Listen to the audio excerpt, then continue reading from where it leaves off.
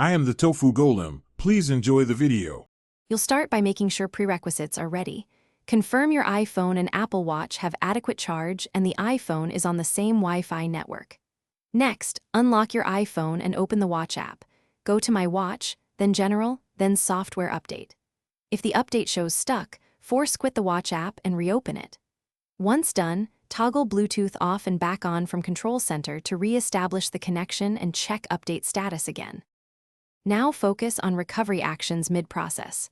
Restart the Apple Watch by holding the side button until the power slider appears, then power it off and on. Do the same for your iPhone and wait 30 seconds before restarting to clear stuck network states.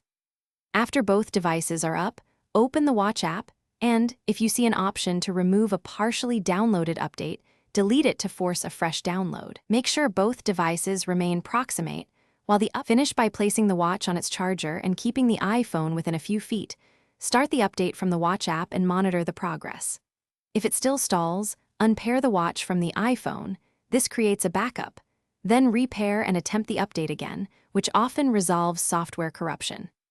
If unpairing fails or the watch won't respond, your key troubleshooting tip is to contact Apple support or schedule a store visit, because persistent failures can indicate a hardware fault requiring service. Thanks for watching. Consider subscribing if we helped you today.